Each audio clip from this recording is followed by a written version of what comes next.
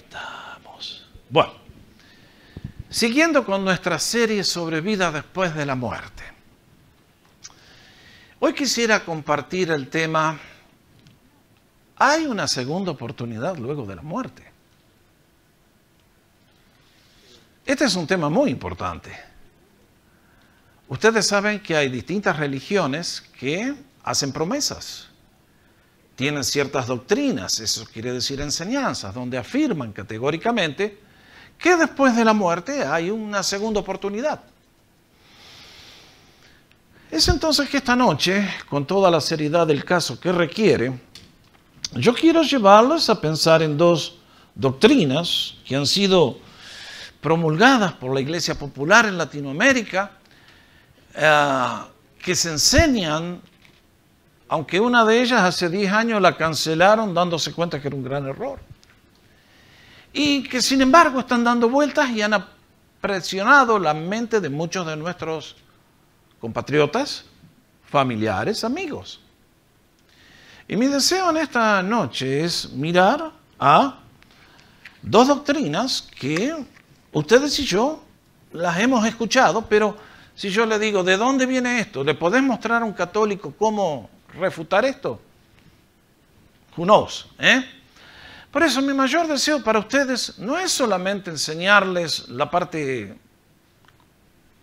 buena del Evangelio, sino también cómo utilizar el Evangelio para contrarrestar los errores. Ahora, déjenme recordarles este principio, mis amados, que el Evangelio,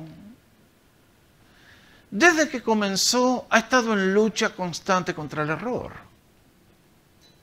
Mejor dicho, desde el jardín del Edén, ustedes recuerdan como para ponerse bien con Dios hubo dos grandes avenidas, representadas por Caín y Abel. Y Caín fue repudiado.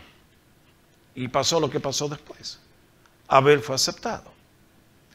Cuando el Señor vino al mundo, nos recordó a través de las parábolas que ustedes pueden leer en Mateo capítulo 13, que desde que Él vino en la primera venida para ser nuestro Salvador y todo el tiempo que transcurra hasta la segunda venida cuando vendrá como nuestro Rey, la marcha de la iglesia, de su pueblo, sería en continuo conflicto con el error. Es por eso que una de las parábolas que nos contó fue la parábola de la levadura. Y les dijo, el reino de los cielos es semejante a la levadura que una mujer tomó y escondió en 3 medidas de harina hasta que todo quedó fermentado. Qué interesante. En tan poquitas palabras, el Señor nos ilustró un principio que tiene vigencia todos los días. No nos explicó esta parábola, dejó que nosotros la entendamos. Es una de las más fáciles de entender. ¿Por qué?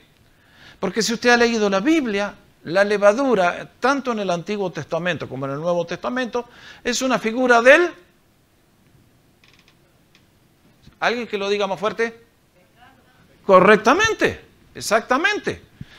Por eso ustedes recordarán que cuando el pueblo de Dios, en Éxodo capítulo 12, tienen que celebrar la Pascua, les dice, lo van a comer al cordero con panes con levadura. Sin levadura. Y hasta el día de hoy el judío, cuando celebra la Pascua, come panes sin levadura, porque es un símbolo del pecado. Así que el Señor sabía lo que decía, y lo que estaba describiendo con esta parábola es que desde el día 1 hasta el último día, el diablo siempre es como esa mujer que mete dentro de la harina algo bueno, levadura, y fermenta todo. Qué notable. ¿Se acuerdan que nos contó la parábola del trigo y la cizaña? Diciendo, los malos y los buenos van a crecer juntos. Y los apóstoles dijeron, ¿quiere Señor que los separemos? No, dice, no toquen. Esa no es vuestra tarea. Ustedes hagan su obra. Al final yo voy a separar trigo y cizaña. Y mis queridos, la lucha es continua. El apóstol Juan nos exhorta a todos los creyentes a ser vigilantes, a tener discernimiento, a que cuando escuchamos a un enseñador, a un maestro, tenemos que prestar atención y ver si no nos está vendiendo gato por liebre. Eso está en Primera de Jorge 4:1. ¿Conocen la expresión, no? Gato, me vendieron gato por liebre. ¿Sí, no? Ya. Amados, no crean a todo espíritu, sino prueben los espíritus para ver si son de Dios. Porque muchos falsos profetas han salido al mundo. Aquí Juan dice, examinen los espíritus. ¿Quiénes son los espíritus? Los que tienen patas y brazos como yo esta noche. Está hablando de los maestros, que en ciertos casos son guiados por Dios y en ciertos casos son guiados por espíritu del otro. Pero nos dice, no le crean a todos con lo que vienen. Ahora, claro, acá tenemos un problema, de que si no conocemos la palabra de Dios no tenemos poder de discernimiento, nos venden gato por liebre y compramos. Es por eso que nuestro continente está sumido en la ignorancia y la ceguera espiritual, porque al habernos escondido la Biblia, nos tienen, nos llevan, nos controlan.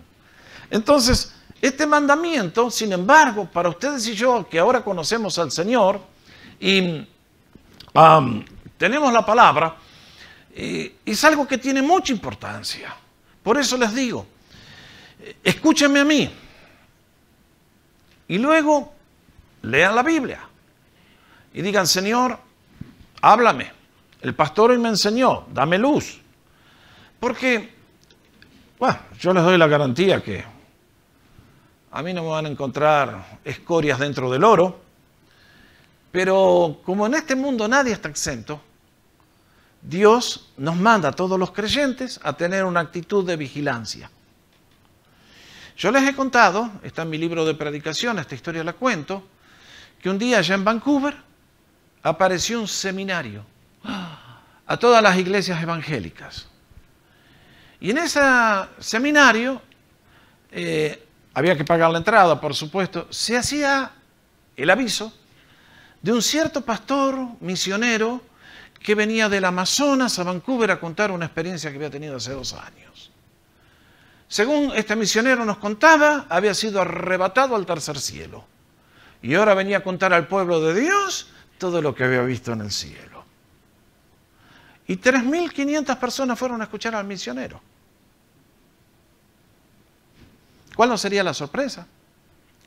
Cuando a los poquitos días alguien sacó un recorte del diario de 20 años atrás, que el mismo tipo había estado también en Vancouver con el mismo cuento que hace 2 semanas había estado en el cielo. ¿Se dan cuenta? Y uno dice, 3.500 personas pagaron la entrada para escuchar un embustero. Ahora, mis hermanos, ustedes y yo no queremos esto. Por eso, yo leo mi Nuevo Testamento y encuentro que hay cartas enteras dedicadas al tema de tener que pelear por la pureza doctrinal. Yo veo la carta de Judas. Yo veo 2 Pedro. Y los apóstoles ahí caen como una tonelada contra estas cosas, diciendo, guarda.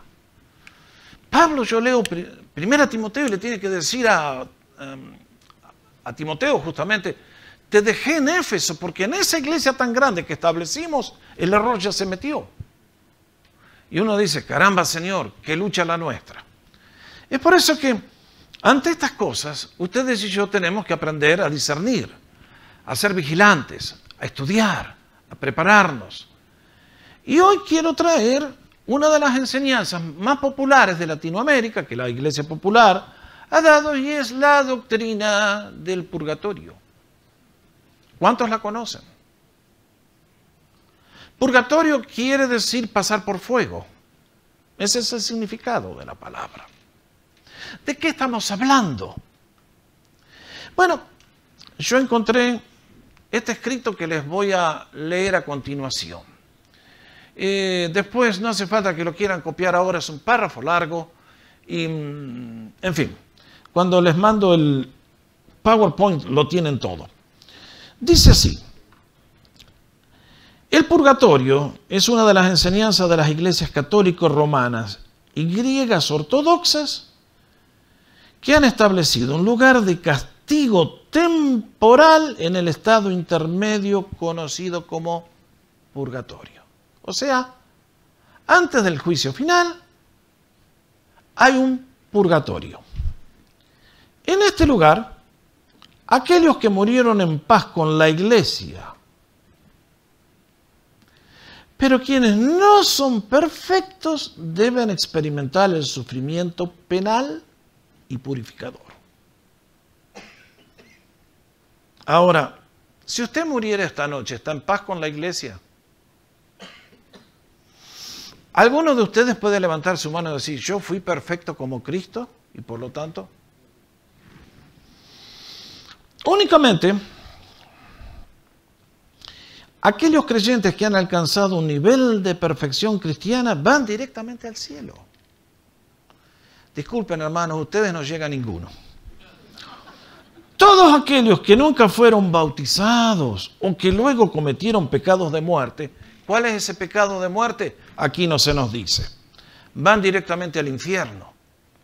Así que me imagino que algunos, la gran mayoría de los creyentes parcialmente santificados, que mueren en comunión con la iglesia, no habiendo alcanzado la perfección, van al purgatorio.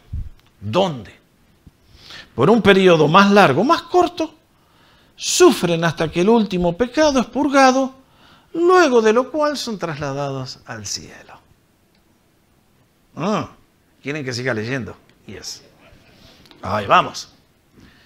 Los sufrimientos varían grandemente en intensidad y duración, siendo en proporción a la culpabilidad e impureza del que sufre. En algunos casos se los describe como relativamente moderados, durando apenas unas horas. En otros casos duran miles de años, llegando a ser casi un infierno menor. En todo caso, los sufrimientos del purgatorio cesarán el día del juicio final y después te vas al infierno, claro. Donaciones o servicios dados a la iglesia, tales como, si vos me das tu casa, hermano, yo... Oraciones ofrecidas por los sacerdotes y misas ofrecidas por familiares o amigos del que ha muerto pueden acortar, aliviar o hacer que el difunto se escape completamente de los tormentos del purgatorio. Ahí está. Algunos dirán, pastor, yo nunca había escuchado de esto. Bueno, eso es lo que se enseña en Latinoamérica. Y hay gente que lo cree. Y realmente, mis hermanos, ponen plata y donan propiedades y hacen ritos para que la persona salga del purgatorio. Yo lo viví en carne propia esto. Cuando estábamos allá en Texas, en el último tiempo, estaba pensando comenzar una iglesia. Y dije, ¿dónde voy a encontrar gente que necesite a Cristo? Bueno, me fui al hospital. Ahí todos necesitan a Cristo, ahí están todos más blanditos. Cuando tenés la pistola acá, ¿sabes cómo escuchás mejor el evangelio que cuando estás panzón, cholotón? Y claro, para ser respetuoso, hablé con el director, me gustaría ayudar acá con la parte espiritual. Me dice, bueno, dice, la que está a cargo acá de la parte espiritual es la hermana fulana de tal, una monja. Y dije, bueno, presénteme. Y entonces fui y la conocí a esta señorita, una mujer increíble. Tenía un amor por Dios impresionante. Pero dije, mire, yo vengo acá para orar por la gente. Si necesita, yo oro. Sí, Jorge, dale, que estoy sola. Entonces me dice, bueno, vení, acompáñame. Entonces la fui acompañando un día a la habitación, porque ella... Y a medida que iba llegando a las personas y oraba por ellos y, Padre, te pedimos... Y Padre, si le falta algo, por favor, llévalos al purgatorio para terminar de purificarlos. Yo dije, esto no es chiste. Esta sí que cree. Y lo practica y lo enseña.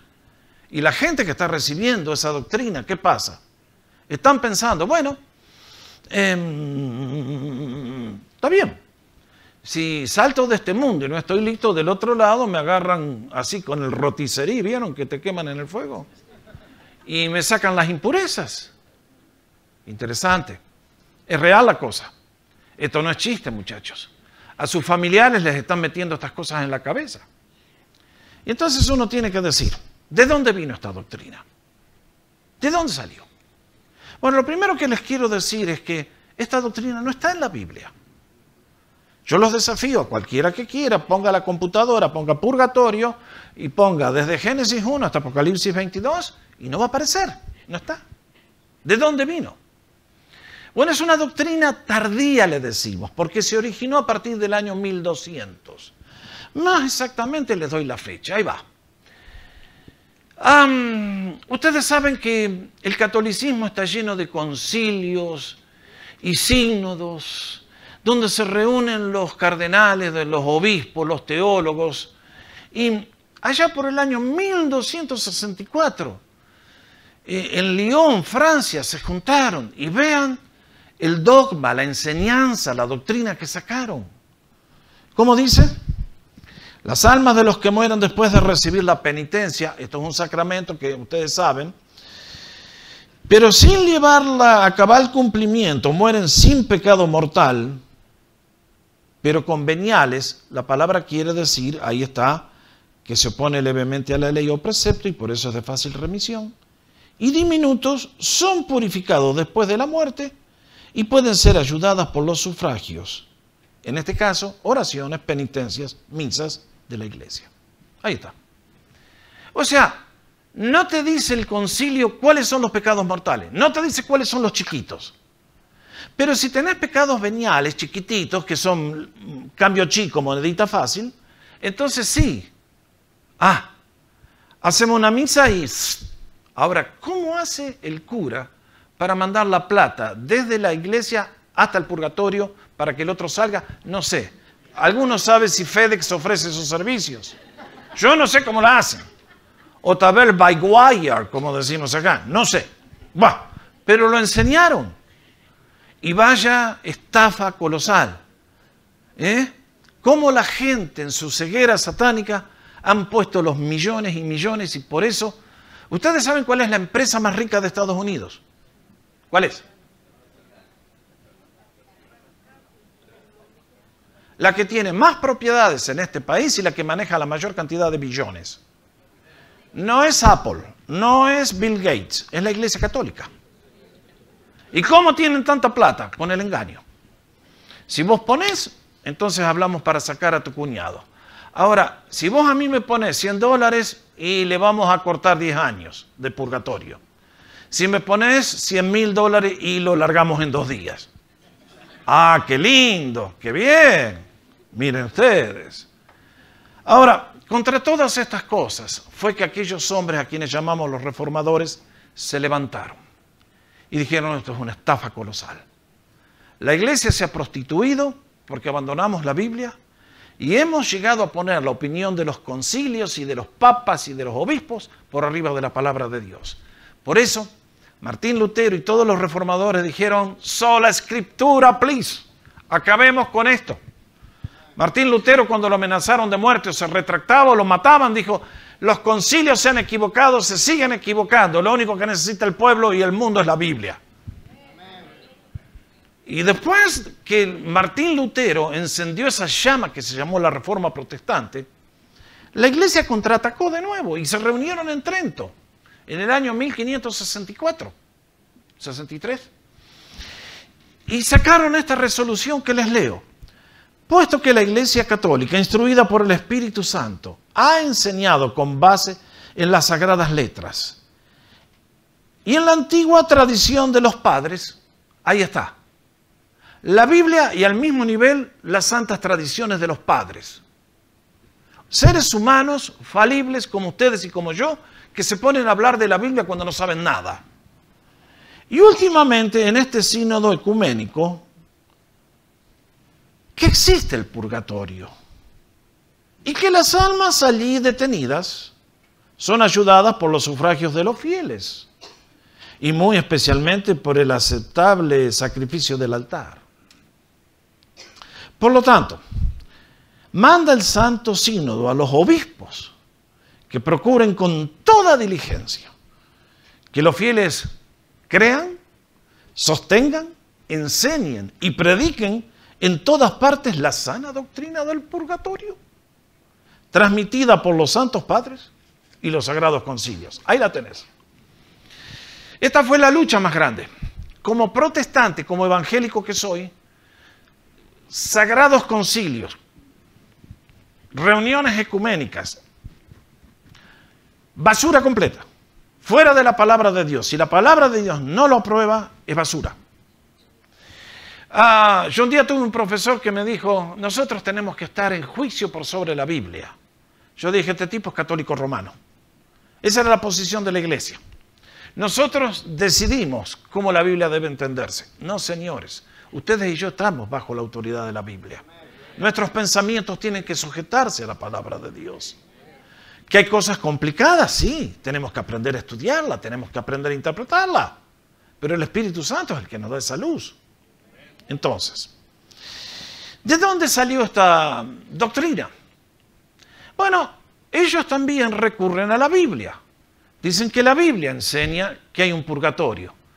Pero lo notable es que el punto de partida se encuentra en 2 Macabeos 12, 38, 45.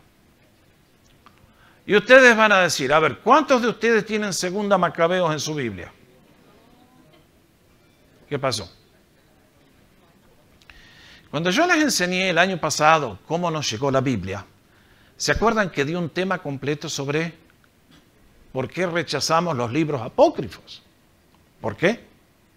Porque son libros escritos por hombres, no guiados o inspirados por el Espíritu de Dios. Y en el caso de los Macabeos, es un periodo del pueblo judío de allá del año 160 a.C., donde ocurrieron guerras muy sangrientas y, bueno, yo voy a dejar que si ustedes tienen ganas, no quiero leer el párrafo esta noche acá porque me traga, estoy corrido con el reloj como siempre. Yo voy a dejar que si usted quiere, ahí lo encuentre. Va a encontrar una historia que está en un libro que el pueblo judío no acepta como inspirado. No es parte de los 39 que nosotros tenemos o el pueblo judío acepta. Y allí se habla de que alguien murió y que se hizo un sacrificio y... Bueno. Y partiendo de este punto empezó el asunto del purgatorio, que se puede orar por los muertos y que hay posibilidad de que te escuchen. Bueno, eso no es palabra de Dios. Eso no es palabra de Dios. Es un libro que no pertenece a la Biblia. Entonces, siguieron leyendo y un versículo que interpretaron como que habla del purgatorio es este versículo que ustedes y yo analizamos hace 2 semanas cuando hablamos del tribunal de Cristo. Como dice el apóstol Pablo, si la obra de alguien es consumida por el fuego, sufrirá pérdida. Sin embargo, él será salvo aunque así como a través del fuego. ¿Ustedes se acuerdan de lo que estaba hablando Pablo?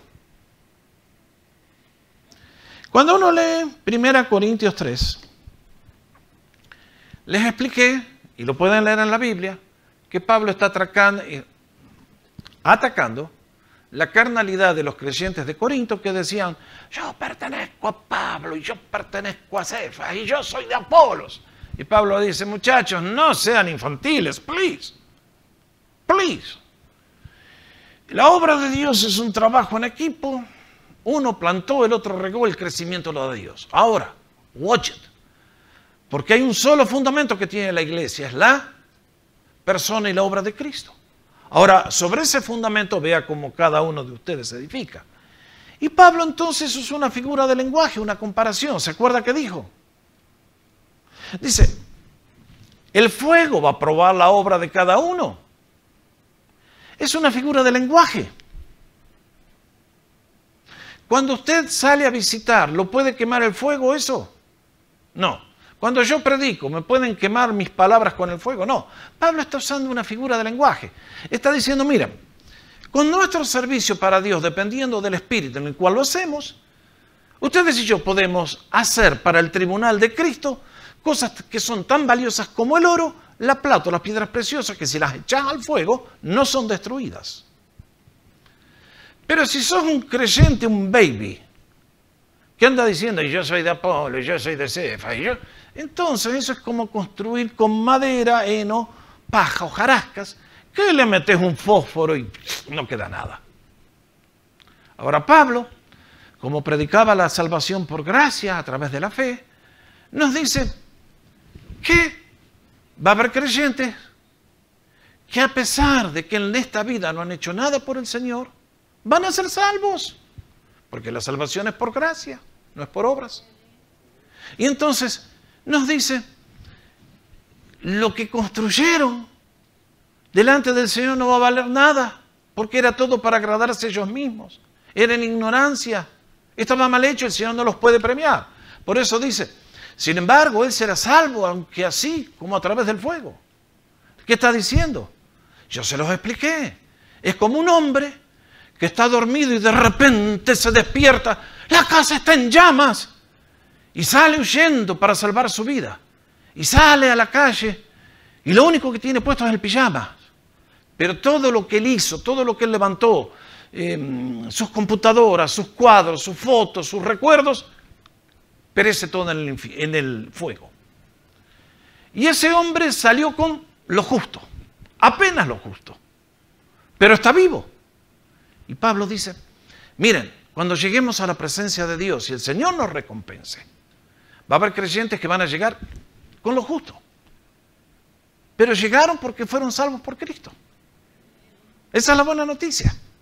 Por eso, muchachos, chicas, redimamos el tiempo haciendo algo por el Señor, porque el momento va a llegar cuando Él nos va a examinar. Ahora, de ninguna manera acá está hablando de que allá cuando estemos en el tribunal de Cristo, alguien va a ser purificado por el fuego.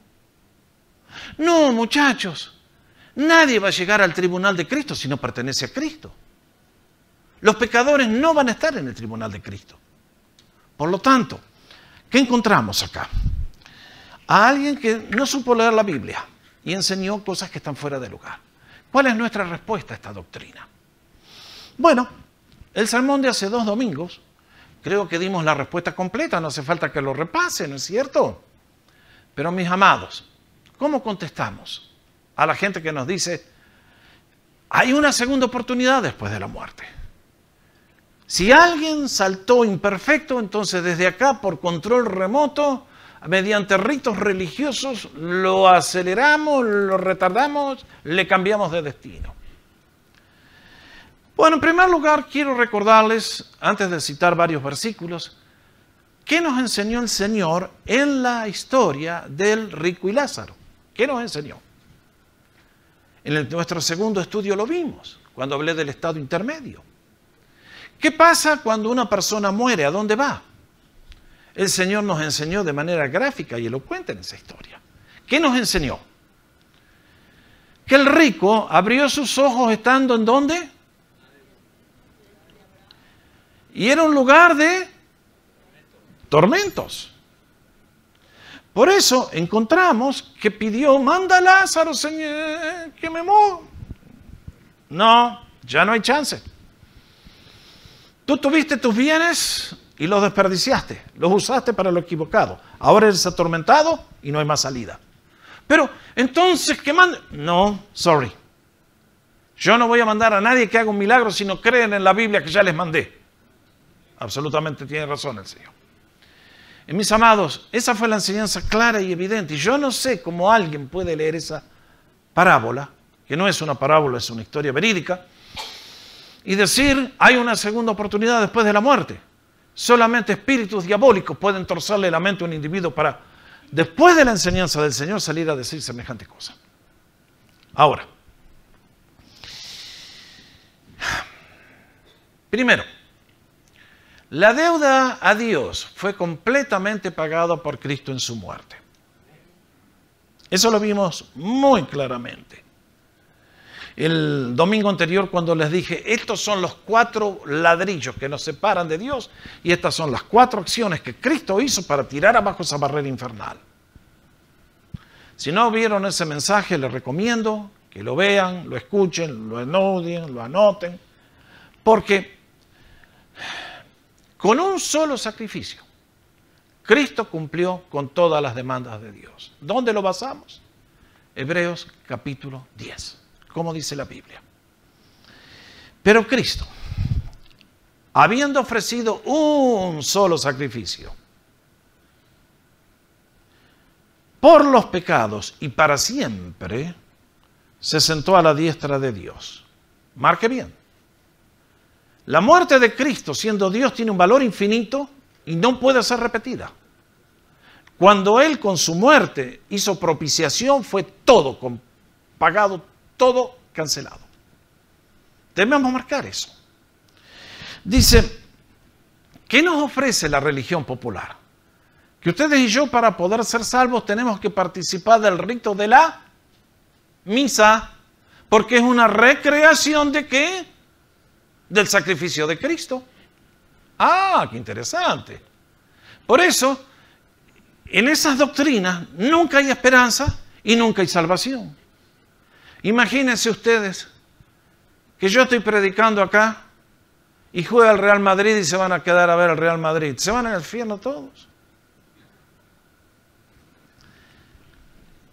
Ok, mejor no hago esos chistes porque no me los agarran. Lo que quiero decir es esto, que si faltás por el Real Madrid un domingo a la iglesia, perdiste todo. Y ustedes dicen, no, a mí me conviene ser evangélico porque el Real Madrid y el Barça. ¿Se dan cuenta? Entonces te tienen esclavizado y te dicen, ojo, no faltes. Y todos los días. Opa, no tan rápido, pastor. Sigo leyendo. Versículo 14. Porque por una ofrenda Él ha hecho perfectos para siempre a los que son santificados. ¿Se dan cuenta? Mis hermanos, cuando Él se ofreció, su deuda, tu deuda, tus pecados, fueron todos cubiertos por la perfección de Cristo. Ahora, ¿se dan cuenta por qué es sacrílego, hereje, los pastores que predican que la salvación se pierde? Porque todas estas doctrinas nos llevan a decir la obra de Cristo no fue suficiente. Hay que agregarle el purgatorio y hay que agregarle buenas obras. Si lo que tú crees en de alguna manera disminuye el valor de la obra de Cristo, es una doctrina diabólica. La obra de Cristo fue completa. Pablo dice en Gálatas capítulo 2, si de alguna manera el ser humano puede ir a ser reconciliado con Dios mediante el cumplimiento de los mandamientos o cualquiera sea el rito, entonces Cristo murió en vano. Pero Cristo no murió en vano. Era el único que podía solucionar nuestro problema. Y con su muerte le acabó de un sablazo, ¡paf! Cortó las amarras y se acabó para siempre el problema. Entonces, segundo, la muerte de Cristo canceló todos los castigos para quien confía en Él. ¿Dónde lo basamos? Romanos 8:1. Por tanto, ahora no hay ninguna condenación para los que están en Cristo Jesús. La palabra condenación podemos poner también castigo. Las dos palabras se intercambian perfectamente. Note bien, ¿para quién no hay condenación? ¿Para el que le hacen un rito? Dice Pablo, no, nosotros ya fuimos justificados por la fe. Estamos salvos completos en Cristo. Estamos, por lo tanto, no. Nada de que en el otro mundo. Si no, Cristo murió en vano y es todo una necedad. La justicia infinita de Cristo nos hace perfectamente aceptados delante de Dios. Esto lo vimos el otro domingo. Al que no conoció pecado, por nosotros lo hizo pecado, para que nosotros fuésemos hechos justicia de Dios en Él. Ahí está, mi hermano. Maravilloso el Evangelio. Espero que el domingo lo vengan todos a celebrar la cena del Señor y vengan con un espíritu alegre a aplaudir al Señor. Amén. Porque realmente esto es todo su obra. Estos son todos sus beneficios. Ahora, acá las buenas noticias para los que creemos en el Señor y le hemos aceptado son maravillosas. Porque quiere decir que cuando tú y yo aceptamos a Cristo, toda nuestra deuda quedó cancelada y somos completamente salvos por Él y no hay más ninguna condenación. Y cuando Él venga, cuando morimos, vamos a estar con el Señor. Y cuando venga, nos va a resucitar y todo lo que vimos. Ahora, ¿cuáles son las noticias para los que mueren sin Cristo? ¿Van a tener una segunda chance del otro lado? Van a ver un purgatorio donde tal vez los mandan a que se purifiquen por un tiempo y después pasan al dormitorio de más arriba.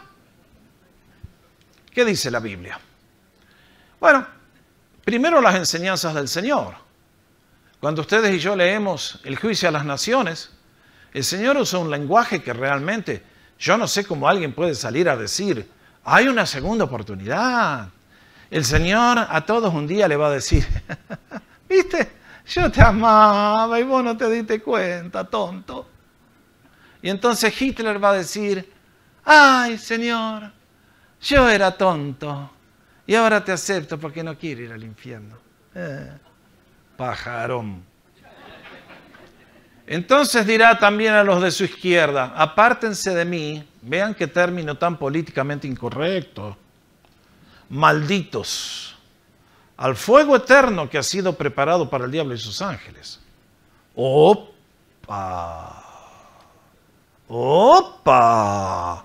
Acá no hay segunda oportunidad. Si Cristo te agarra saltando a la eternidad y no te reconciliaste con Él, vas a pasar la eternidad en el lugar que fue creado para el diablo y sus ángeles. Y va a ser un lugar de tormento y vergüenza y sufrimiento indecible. Por eso, si alguien aquí esta noche todavía no le rindió su vida a Cristo, acelere, muchacho, la decisión, porque si muere esta noche, esto es lo que le espera. Y agregó el apóstol Pablo, como dijo, porque después de todo, hermanos de Tesalónica, es justo delante de Dios que Él pague con aflicción a quienes los afligen a ustedes. Dando una segunda oportunidad, dice, dando castigo a los que no conocen a Dios y a los que no obedecen el Evangelio de nuestro Señor Jesucristo. Estos que no obedecieron al Evangelio mientras tuvieron la oportunidad, sufrirán el castigo de eterna destrucción, excluidos de la presencia del Señor y de la gloria de su poder. Toma mate.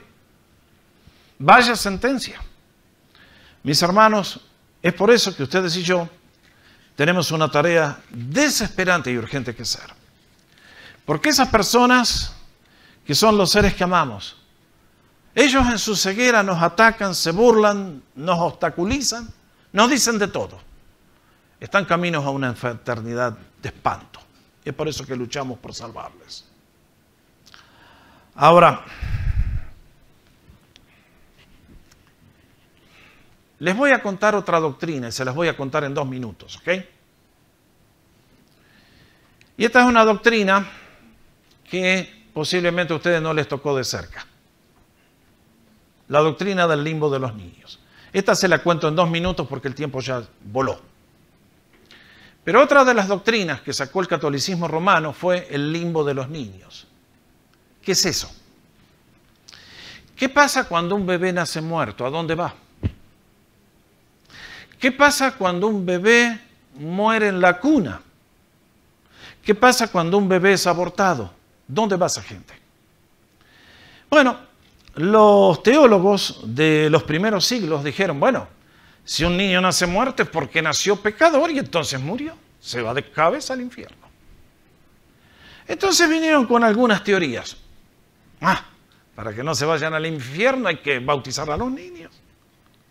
¿Y de dónde se agarraron para bautizar a los niños? Juan capítulo 3, versículo 5. Jesús le dijo a Nicodemo, en verdad te digo que aquel que no nace de agua y del Espíritu no puede entrar en el reino de Dios. Y cuando vieron el agua dijeron, ¡bautismo! Lo que te salva es el bautismo. Ahora, muchachos, chicas, ¿hay algún rito humano que pueda salvar a alguien? No. El único que te puede salvar es Cristo con su muerte. ¿El bautismo puede salvar a alguien? No. El bautismo es para gente adulta que ha confesado a Jesús y lo dicen públicamente mediante el acto del bautismo. Pero el bautismo no salva. Y cuando se lo aplicamos a un niño, le estamos dando un baño que no tiene ningún valor. ¿Y por qué decimos esto? Porque en la Biblia, cuando se habla del agua, vean lo que dice Efesios 5:26. Hablando de cómo los esposos tenemos que tratar a nuestras esposas, dice, trátenlas como Cristo trató a la iglesia. que la amó y se dio por la iglesia para santificarla, habiéndola purificado por el lavamiento del agua con la palabra. ¿Cómo produce Dios el nuevo nacimiento? Con la palabra y el Espíritu. Y mis hermanos, durante años la iglesia torturó a los padres que nacen, que tienen la tragedia de un niño que muere. Y entonces, ¿qué pasó? Que ahora, lamento, estuve buscando el artículo, se los quería reproducir para que lo lean. En el año 2006, la Iglesia Católica se retractó y dijeron, el limbo no existe más. Lo cancelamos porque son tantos los niños que mueren con el aborto que no podemos decir que hay un limbo. Y borraron el limbo. Qué lindo sería que borren también el purgatorio, entonces estamos todos mejor. Pero se dan cuenta, hermanos, cuando ustedes y yo llegamos a este punto, ustedes y yo van a decir, ¿por qué, pastor, nos habla usted de estas cosas? ¿Por qué no nos habla de sexo, pastor? ¿Por qué no nos habla de cómo hacer plata? Porque, queridos, lo que está en juego es mucho más grande. ¿De qué le sirve al hombre si gana todo el mundo y pierde el alma? Y es por eso que quiero dejarles dos desafíos. Primero, que seamos estudiosos apasionados de la Biblia. Y que no corramos a querer ser maestros de Biblia cuando no estamos formados. Santiago nos dice, hermanos míos, no se hagan maestros muchos de ustedes, sabiendo que recibiremos un juicio más severo o mayor condenación. Te quiero ver. Muchachos, chicas, yo ya se los dije, cuando el tribunal de Cristo llegue y Dios diga, a ver los de comunidad, vengan para acá que les voy a examinar. ¿A quién lo van a agarrar primero de las orejas? A mí, definitivamente. Este es un puesto de mucha responsabilidad. Muchos piensan, yo subo y hablo. Babosadas. Claro. No. El púlpito no es para cualquier charlatán que vende la Torre Eiffel por 2 centavos. Esto es una responsabilidad muy grande. De mis palabras yo tengo que dar cuentas al Señor un día. De mi enseñanza, ¿a dónde los llevé a ustedes? Los llevé al oasis y se los saqué al desierto para que se mueran de hambre. No, mis amigos, no, mis amados. La posición del pastor yo no se la envidio a nadie. Asegúrese que si usted quiere enseñar que Dios lo ha capacitado, lo ha llamado. Porque la enseñanza de la Biblia es una disciplina muy seria. Yo crecí en una iglesia, bendita iglesia, donde los ancianos de la iglesia estaban todos sentados y al que pasaba la plataforma le estaban tomando examen. Y cuando decías algo que no estaba bien clarito o bien definido, te llamaban y te decían, che, guarda con lo que dijiste, porque eso es un error y estás engañando a la gente. No, mis hermanos. Muchos dicen, bueno, a ver, córrase usted, pastor, que acá vengo yo y le enseño. En serio, en serio. Dice, cuidado, mis hermanos. Ahora, la palabra de Dios tiene que ser enseñada. Es por eso que ustedes y yo necesitamos. Yo no sabía todo lo que sé ahora. Pero ahí hay una exhortación para ustedes y para mí que tiene vigencia cada día de nuestra vida. Compra la verdad, no la vendas. No la vendas. La sabiduría, la enseñanza y la inteligencia. Proverbios 23, 23. Miren, queridos, este diablo no se toma vacaciones. Yo el año que viene, en enero, voy a cumplir 50 años desde que Dios me llamó. Y han sido 50 años de estudiar la Biblia. Y no dejo de estudiarla. Y no dejo de estudiar la teología y las doctrinas. Esta semana aprendí una nueva herejía. ¿La quieren conocer? Se llama la doctrina de la feliz caída. ¿Nunca la había escuchado? Yo tampoco. Hay gente que enseña que la caída en el pecado es un acto feliz.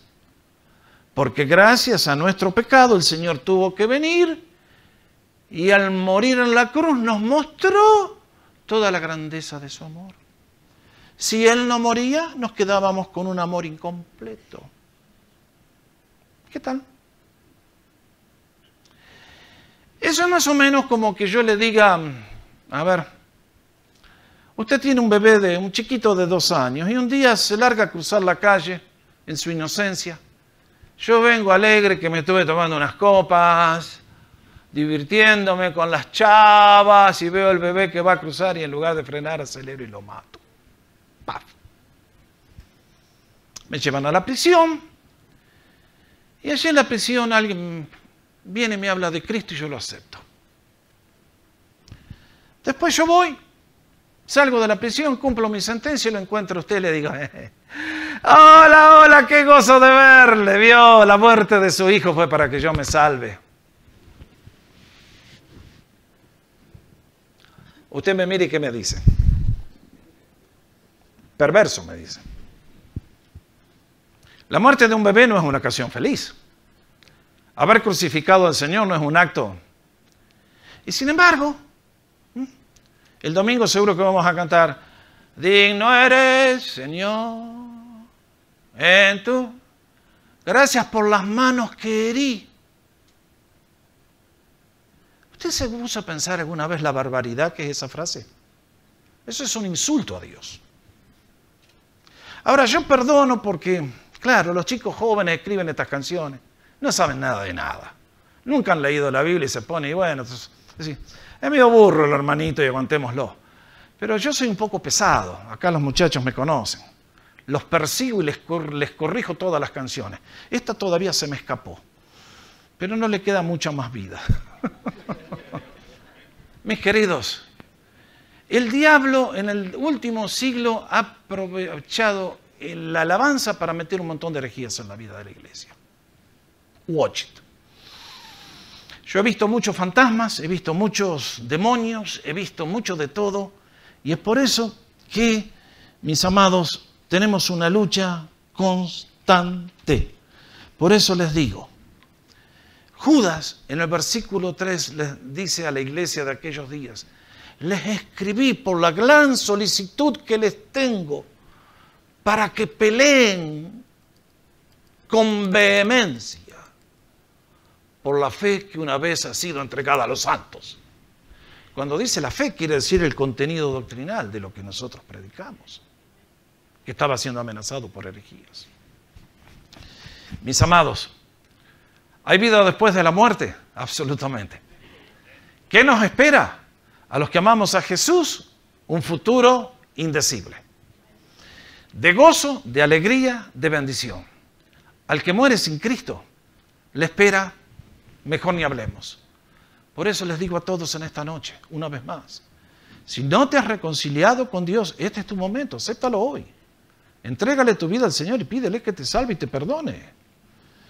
Y si ya estamos, muchachos, chicas, hay que salir. Ahora, ustedes se dan cuenta lo dañinas que son estas doctrinas. Falsas. Díganme una cosa ustedes. Si hay una segunda oportunidad, ¿para qué murió Cristo? Si hay una segunda oportunidad, ¿para qué salir a predicar? Si hay una segunda oportunidad después de la muerte, ¿para qué santificarnos? ¡Viva la vida! ¡Viva la farra! ¡Viva el amor! ¡Viva la... Pequemos! Démonos todos los gustos, que después la tía desde acá con una misa arregla todo. ¡No! Doctrinas de demonios. Por eso, mis amados, demos gracias que si Cristo nos trajo a su reino y al conocimiento de Él a través de la verdad de este libro bendito, tenemos el capital más grande que tenemos en esta vida. Somos las personas más bendecidas y por lo tanto vivamos en ese espíritu derramando bendición. Y les digo una más. No se achiquen con los católicos romanos. No se achiquen. Porque vienen y te ladran como si fueran leones rugientes, pero son chihuahuas que no pasa nada. Todo el católico romano lo tienes que escuchar y que te dice, cuidado con traicionar a la familia, ¿eh? Vos andás con el amor de Cristo y decirle, papá, vos sos católico romano, ¿no es cierto? Sí, hijo. Así que vos crees en la doctrina del purgatorio, ¿no es cierto? No sabe un pepino de nada. Repite porque repite nomás. Así que vos crees que Hitler se va a salvar. después de haber asesinado 60 millones de personas y haber el holocausto, se va a salvar. ¿Vos crees eso? Y le va a mirar y decir, no, yo no creo. Y entonces, ¿por qué vas a la Iglesia Católica si no puedes creer eso? Muchachos, el mundo de hoy perece porque no conoce la palabra de Dios. Y ustedes y yo, que tenemos el privilegio de haber sido introducidos a este mundo maravilloso, aprovechemos lo que Dios nos da para usarlo como la espada del Espíritu, que es la palabra de Dios, para producir fruto. Por eso, no te achiques. Tienes a Cristo, tienes la Biblia, tienes la espada. El Señor está contigo. Es por eso que quise tratar estos temas, porque a ustedes les van a hacer las preguntas. A ustedes se las van a hacer en algún momento, y si no te las hacen, aprovecha tú a hacérselas a ellos, para demostrarles que son crédulos, que están creyendo en la cigüeña que trae los bebés de París. Mis amados, la doctrina importa muchísimo. Por eso, es mi deseo que el día que me vaya de esta iglesia y del mundo, quede el recuerdo de alguien que los llevó a la palabra de Dios. A la palabra de Dios. A examinar la palabra de Dios.